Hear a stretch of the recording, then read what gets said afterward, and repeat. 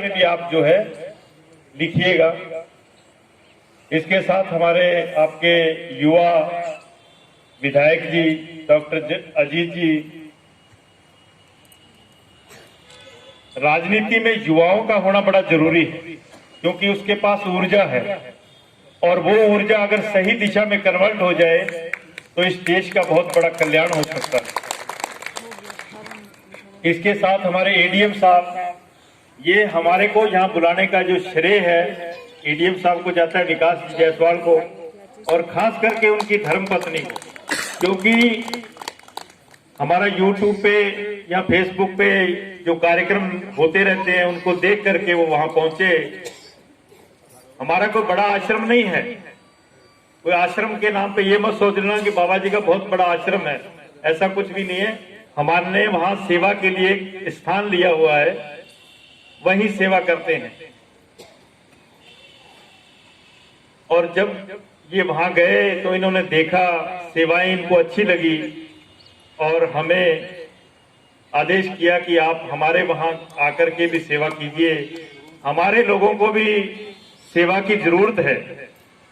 मैंने कहा मैं पूरे देश में जाता रहता हूं, अभी साल 2 साल से हमने एक जगह शुरुआत की है, नहीं तो पहले महीने में 2 बार 15 दिवसीय 2 कैंप भी लगते थे, बीच में आना और जाना। और पूरे देश में ये जो शिविर है 491 वहां कैंप जो है आपके इस धरती के ऊपर चल रहा है, डुमराव के अंदर। पिछले 30 वर्षों से लगातार दिन रात ये सेवा चल रही है। अपने हाथों से सेवा, इलाज की सेवा तो चल रही है, इसके साथ साथ मेरी कोशिश है कि हमारी ये जो विद्याएं, जो हमारे बुद्ध पुरुषों ने इतनी बड़ी बड़ी तपस्याएं करने के बाद खोज की, जिनके लिए हमारे को दवाई की कोई जरूरत भी नहीं और बहुत बड़ा हमारा इलाज हो सकता है, भला हो सकता है। दूसरी बात यह है, हमारे मुकुल जी भी बैठे हैं, पत्रकार जी, ये भी वहां गए थे और वहां से जो सेवा चल रही है उसके वीडियो वगैरह बना करके इन्होंने डाले। क्योंकि आज सोशल मीडिया का युग है तो हमारे पत्रकार बंधु भी बैठे हैं, इनका भी बहुत बहुत मैं धन्यवाद खास करके करना चाहूंगा, क्योंकि 30 वर्षों से जो सेवा चल रही थी आज मीडिया के माध्यम से लोगों तक अब पहुंची है। और मुझे इस बात का बड़ा दुख रहता है कि जो विद्या से जो बच्चे जन्म से, जैसे सीपी सेरेब्रल पाल्सी है, एक बीमारी है कि जब बच्चा पैदा होता है, पैदा होते ही जब वो रोता नहीं है, उसके माइंड को जब ऑक्सीजन नहीं मिलती, क्योंकि रोने से जब बच्चा पैदा होते ही रोता है तो बॉडी में एक पंपिंग होती है और उस पंपिंग से पूरी बॉडी के अंदर ऑक्सीजन पहुंचती है, जिससे हमारे माइंड के पूरे सिस्टम एक्टिवेट होते हैं। और जब बच्चा रोता नहीं है तब माइंड और बॉडी दोनों डिसऑर्डर हो जाते हैं, उससे एक सेरेब्रल पाल्सी नाम की बीमारी पैदा होती है, जिसको शॉर्ट में सीपी बोलते हैं। वो बच्चे आज ओवरेज हो चुके हैं क्योंकि उनका इलाज 5 वर्ष से लेकर 15 वर्ष की आयु तक ही संभव है। अगर ये पहले लोगों तक विद्या पहुंची होती तो और कई हजारों लाखों लोगों का, उन बच्चों का कल्याण हो सकता था। आज हमारे वहां किशोरी जी आते हैं, उनके बच्चे को भी तकलीफ है, वो ओवरेज है, लेकिन मेरा प्रयास है कि वो बच्चा भी ठीक हो, क्योंकि हर एक को जीवन में जो है चलना, बैठना, बोलना, देखना, सुनना सबके पास होना चाहिए।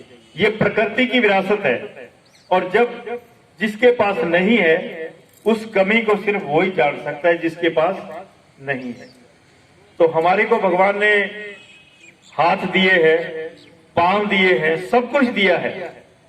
और दूसरी बात कि जिस आदमी के पास ये मनुष्य शरीर है, समझ लीजिए प्रकृति के पास भी लास्ट ये शरीर ही है। जैसे भारत के अंदर सबसे बड़ा अवार्ड होता है ना, भारत रत्न, जिसको मिल जाए और फिर भी वो इच्छा रखे कि मुझे कुछ और मिल जाए, तो उसके बाद देने को कुछ नहीं है, क्या मिलेगा? प्रकृति के पास शरीर के बाद और कुछ नहीं है इसकी बाद कोई इच्छा रखने की जरूरत ही नहीं है। जिसको भगवान ने हाथ दे दिए, पांव दे दिए, उसका धर्म बनता है कि वो इन हाथों पांवों से लोगों की सेवा करे। जितना मौका मिले उतनी सेवा करे। जरूरी नहीं है कि आदमी के पास धन हो तो ही दान होता है, ऐसा कुछ नहीं।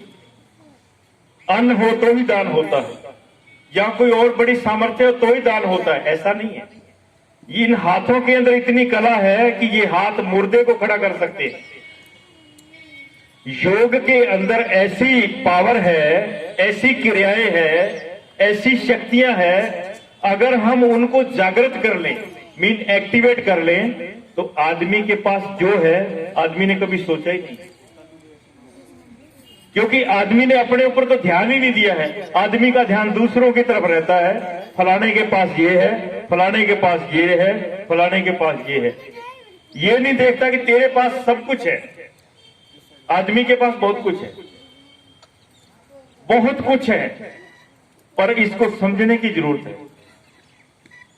मैं थोड़ी देर महापुरुषों की पढ़ाई के बाद थोड़ी देर महापुरुषों की शरण में रहा। स्वामी जी के पास, वो उत्तर प्रदेश के थे और दिल्ली में रहते थे। मेरी मुलाकात राजस्थान में हुई, जहां मैं पढ़ रहा था।